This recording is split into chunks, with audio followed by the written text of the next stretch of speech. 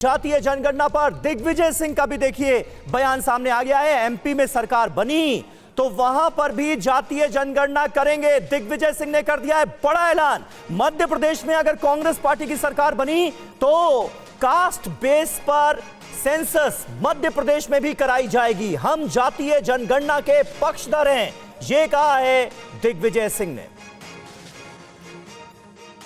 सरकार ने जातीय जनगणना के आंकड़े प्रस्तुत कर दिए हैं सर, बधाई। आपको क्या लगता है मध्य प्रदेश अन्य राज्यों में चुनाव भी है, कुछ राज्यों में कांग्रेस की सरकार भी, तो वहां पर भी क्या होने चाहिए आंकड़े से? हम तो हमेशा से इसके पक्षधर रहे हैं। तो सरकार आई तो सर आप मध्य प्रदेश में भी कराएंगे क्या सर? निश्चित। आनंद प्रकाश पांडे हमारे संवाददाता इस वक्त हमारे साथ मौजूद हैं। आनंद, क्या रुख नजर आ रहा है भारतीय जनता पार्टी का ओवरऑल? क्योंकि गिरिराज सिंह ने तो यह कह दिया कि जातिगत जनगणना के जो आंकड़े हैं, जो रिपोर्ट है वो भ्रम पैदा करने वाली है, लेकिन कांग्रेस पार्टी हमलावर नजर आ रही है। अब बिहार के बिना पर पूरे देश में जातिगत जनगणना की मांग और जोर पकड़ेगी, ये आसार नजर आ रहे हैं। जी बिल्कुल, जाहिर तौर पर भले ही बीजेपी ये कह रही है कि जो जातिगत जनगणना कराने का फैसला बिहार सरकार ने किया था तो उस वक्त बीजेपी सरकार में थी और मौजूदा आरजेडी जो सरकार का हिस्सा है विपक्ष में है। तो ऐसे में बीजेपी ये जरूर कह रही है कि वो उस वक्त सत्ता में थी और उसी की सरकार ने यह फैसला किया था जातिगत जनगणना कराने का। लेकिन जाहिर तौर पे जातिगत जनगणना का फायदा जो क्षेत्रीय दल होते हैं उनको होता है या फिर जो विपक्षी दल होते हैं, क्योंकि क्षेत्रीय दल जो होते हैं वो जाति आधारित ज्यादातर दल होते हैं और उनको जातिगत जनगणना का फायदा होता है। लेकिन बीजेपी चूंकि सत्ता में है और लगातार बीजेपी ये कोशिश करती रही है कि जाति को तोड़कर सबको एकजुट किया जाए, हिंदू वोट बैंक के तौर पर इकट्ठा किया जाए, जिसका फायदा बीजेपी को। और ऐसे में जितनी ज्यादा जातियों में समाज बटेगा, जितनी ज्यादा जातियां होंगी, जाहिर तौर पे ये बीजेपी के लिए नुकसान होगा राजनीतिक तौर पे। और एक बड़ी वजह ये भी है कि ये सभी दल जो है अब बीजेपी जिसकी सरकार केंद्र में उस पर ये दबाव डालेंगे कि आरक्षण का दायरा बढ़ाया जाए, आरक्षण की कैप को हटाया जाए, जो कि बीजेपी के लिए मुनासिब नहीं होगा। क्योंकि कुछ जातियों को खुश करने के लिए बीजेपी चूंकि एक नेशनल पार्टी है वो बाकी जातियों को नाराज नहीं कर सकती। तो ऐसे में बीजेपी की जो रणनीति है, जो बीजेपी का रुख होगा, वो कहीं ना कहीं एक तलवार की धार पे चलने जैसा होगा। और ऐसे में बीजेपी बड़ी ही सजी हुई प्रतिक्रिया। बीजेपी नेता विजय सिन्हा क्या कह रहे हैं, जल्दी से सुन लेते हैं।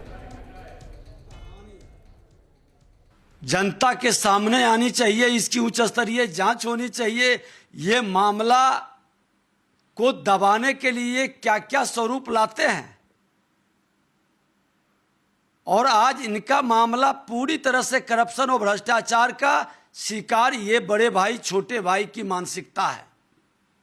क्या लगता है ये जातीय गणना तो आप लोगों ने ही एक तरह से ये किया था और आज सामने आया है, इसको लेकर के क्या कहेंगे? देखिए, जातीय जनगणना का पूरा रिपोर्ट आएगा, अध्ययन के बाद मैं बताऊंगा। बहुत कुछ नयापन तो नहीं है, जो अनुमान था वही अनुमान है। ये जो एक लगा रहे थे कि बड़ी चमत्कार, बड़ा बदलाव, अरे सबको जानकारी है जो आप बता रहे हैं वो लगभग डाटा आंकड़ा तो सबको पता है। हाँ, कुछ जब आएगा अति पिछड़ा का या पिछड़ा का डिटेल एरिया वाइज, तब पता चलेगा कि गणना का सच्चाई क्या है।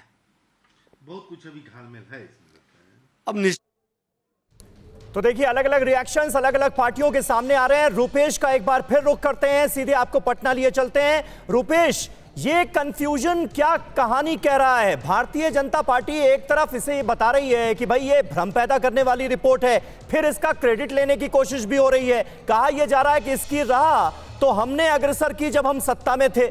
है क्या माजरा?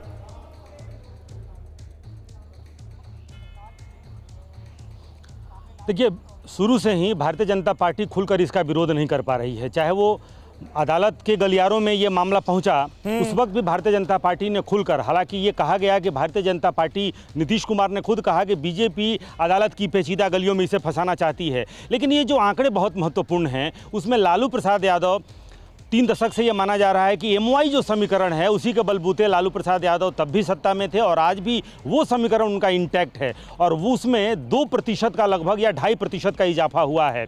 अगर आप देखें एमवाई यानी कि मुसलमान देखें तो पहले 16% माना जाता रहा है, 17.7% हुआ है और यादव 14% माना जाता है, वो 14 है। यानी कि 2% का 32% अगर हुआ तो 2% का इजाफा वहां हुआ है। और ईबीसी को लेकर के दोनों धड़ों में रणनीतियां बनेगी, चाहे वो एनडीए हो या फिर आईएनडीआईए हो, क्योंकि ईबीसी की आबादी जो है वो 36% है। वो 36% बेहद डिसिसिव होगा क्योंकि वो बढ़ता है और उसको लेकर के रणनीतियां पहले से भी, चाहे वो बीजेपी की तरफ से हो या फिर नीतीश कुमार की तरफ से हो, ईबीसी को लेकर। और वो ईबीसी जो अब बिहार में 36% है। जाहिर सी बात है अगर लालू प्रसाद यादव का एमवाई समीकरण 2% का इजाफा हुआ है तो अब ईबीसी बिहार में 36% सबसे एक अहम धड़ा होगा और उसको लेकर के दोनों तरफ से रणनीतियां बनेंगी, दोनों तरफ से उसको लेकर बहुत सारी कोशिशें होंगी। एमवाई समीकरण का आपने जिक्र किया, यादव 14.26%, 14.26%,